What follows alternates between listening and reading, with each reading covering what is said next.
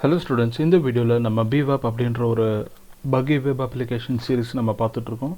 இந்த சீரீஸில் இப்போ நம்ம பார்க்க போகிறது SQL injection post மெத்தடில் select. ஓகே ஸோ ஹேக்கை கிளிக் பண்ணிவிட்டேன். இப்போ எனக்கு இங்கே இருக்கிற அவைலபிள் இன்ஃபர்மேஷன் பார்த்தோன்னா select a movie, ஒரு மூவி நேம் கொடுத்துருக்காங்க, கோ கொடுத்துருக்காங்க. நான் கோன்னு கிளிக் பண்ணுறேன். எனக்கு அந்த பர்டிகுலர் மூவியை பற்றின இன்ஃபர்மேஷன்ஸ் இங்கே ப்ரொவைட் பண்ணியிருக்காங்க.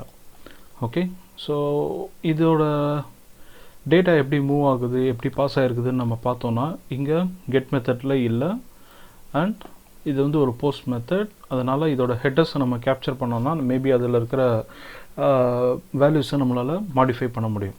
ஸோ இது நம்ம ஓப்பன் பண்ணுறதுக்கு நம்ம ஏற்கனவே வந்து ப்ராக்ஸி செட்டிங்ஸில் 127.0.0.1 கனெக்ட் பண்ணியிருக்கோம். ப்ளஸ் நம்மளோட பப் சீட்டை இன்டர்செப்டர் ஆன் பண்ணியாச்சு. ஓகே, இப்போ நான் கொடுக்குற இங்கே இன்ஃபர்மேஷன் எல்லாமே அந்த ஹெட்டர்ஸ் எல்லாமே பப் சீட் வழியாக பாஸ் ஆக போகுது. இப்போது நான் ஃபஸ்ட் இன்ஃபர்மேஷன் ப்ரொவைட் பண்ணிட்டேன். Movie is equal to 1, action equal to go host கொடுத்துருக்காங்க. அண்ட் இது வந்து ஒரு போஸ்ட் மெத்தடுன்றனால அந்த மெத்தடையும் ப்ரொவைட் பண்ணியிருக்கிறாங்க. ஓகே, ஸோ இப்போது இங்கே வந்து நான் ஒரு ரேண்டம் நம்பர் கொடுக்க போகிறேன். இப்போ 12 அப்படின்னு கொடுத்து இந்த ரெக்வஸ்ட்டை நான் ஃபார்வர்ட் பண்ண போகிறேன்.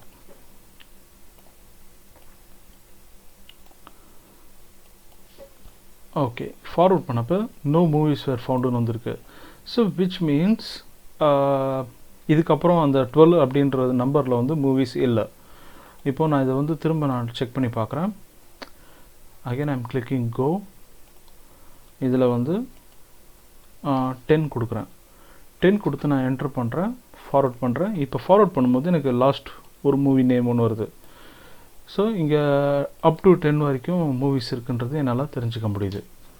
இப்போது நான் அடுத்து என்ன பண்ண போகிறேன்னா, ஒரு எரர் வரத்துக்காக நான் இங்கே மோர் தென் 10 ஏதாவது ஒரு ரேண்டம் நம்பர் நான் கொடுத்து செக் பண்ண போகிறேன். அப்போ மூவி வந்து நாட் தேர் அப்படின்னு ஒரு எரர் நமக்கு வருது. ஃபைன். இப்போது இந்த நம்பரோட நம்மளோட இன்ஜெக்ஷனை நம்ம பண்ண போகிறோம்.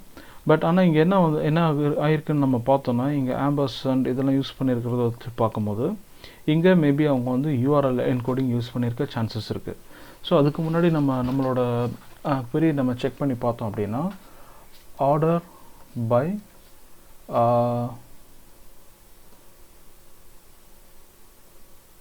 எயிட் வாட்டவர் இப்படி கொடுக்கும்போதே நமக்கு தெரிஞ்சிருக்கு அங்கே வந்து அந்த கேரக்டர் கலர் வேரியேஷனில் இங்கே வந்து வேறு ஏதோ ஒரு என்கோடிங் யூஸ் பண்ணியிருக்கிறாங்க. And that would be URL encoding. So இப்போ நம்ம எது பண்ணாலும் அது வந்து URL என்கோடிங்கில் தான் நம்ம பண்ணணும். ஸோ அதுக்காக பப் சீட்டில் ஏற்கனவே நமக்கு டீகோடர்னு ஒரு ஆப்ஷனை கொடுத்துருப்பாங்க. இந்த ஆப்ஷனை நம்ம யூஸ் பண்ணலாம். இப்போது நான் என்ன பண்ண போகிறேன்னா, யூனியன் செலக்ட் 1, 2, 3, 4, 5, 6, 7 வரைக்கும் நான் கொடுத்துருக்கேன். ஏற்கனவே நம்ம இதை கொடுத்துருக்கோம். ஓகே, ஸோ இதை நான் காப்பி பண்ணிக்கிறேன்.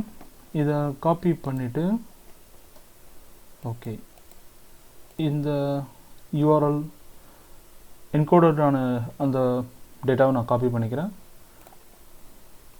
இப்போ இது என்னோட ப்ராக்ஸியில் இந்த நம்பர் பக்கத்தில் நான் பேஸ்ட் பண்ணுறேன். ஓகே, இப்போ பேஸ்ட் பண்ணி நான் அதை ஃபார்வர்ட் பண்ணேன்னா எனக்கு இந்த இடத்துல இந்த நம்பர்ஸ், காலம் நம்பர்ஸ், ஃபீல்ட் நம்பர்ஸ் எனக்கு கிடச்சிருச்சு. ஓகே, இப்போ என்னால் வந்து இந்த இடத்துல வேறு டேட்டில் இருக்கிற வேறு டேபிளில் இருக்கிற டேட்டாவை என்னால் ரிட்ரைவ் பண்ண முடியும். ஸோ அதுக்கான கோட் நான் வந்து திரும்ப செக் பண்ண போகிறேன். ஓகே, இதில் வந்து ஃப்ரம் யூசர்ஸ் இதில் 5 செலக்ட் பண்ணிக்கலாம். லாகின். ஸோ இது வந்து ஒரு ரேண்டம் காலம் நேம் நான் கொடுத்துருக்கேன். நீங்கள் உங்களுக்கு அதில் டேபிள் நேம் கெஸஸ் யூஸ் பண்ணி நீங்கள் எதாவது ஒரு டேபிள் நேம் நீங்கள் கொடுக்கலாம். ஓகே, ரியல் டைம் அப்ளிகேஷனில் நம்ம இதை பண்ணும்போது. ஓகே, இங்கே வந்து ஏற்கனவே எனக்கு அந்த டேபிள் நேம் யூசர்ஸ் அப்படின்னும் அதில் இருக்கிற ஒரு காலம் நேம் வந்து ஃபீல்டு அப்படின்னு எனக்கு தெரியும். அதை நான் இங்கே கொடுத்துருக்கேன்.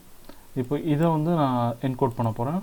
URL என்கோட் பண்ணியிருக்கேன். இந்த என்கோடட் கண்டென்ட்டை காப்பி பண்ணி என்னோட ப்ராக்ஸியில் இருக்கிற அந்த இடத்துல நான் பேஸ்ட் பண்ண போகிறேன். ஸோ அகெயின் அதோட வேல்யூ வந்து நான் மோர் தென் 10 மாற்றிட்டேன், 13 மாற்றியாச்சு. இப்போ நான் என்டர் அழுத்தினேன்னா ஓகே, ஃபார்வர்ட் பட்டன் கிளிக் பண்ணேன்னா எனக்கு இந்த இடத்துல ஒரு புதுசாக ஒரு டேட்டா வந்திருக்கு. AIM அப்படின்னு ஒரு கேரக்டர் எனக்கு கிடச்சிருக்கு.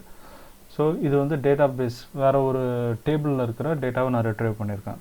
ஸோ இதுதான் வந்து SQL இன்ஜெக்ஷனில் போஸ்ட் மெத்தட் செலக்டில் நம்ம பண்ணுறது.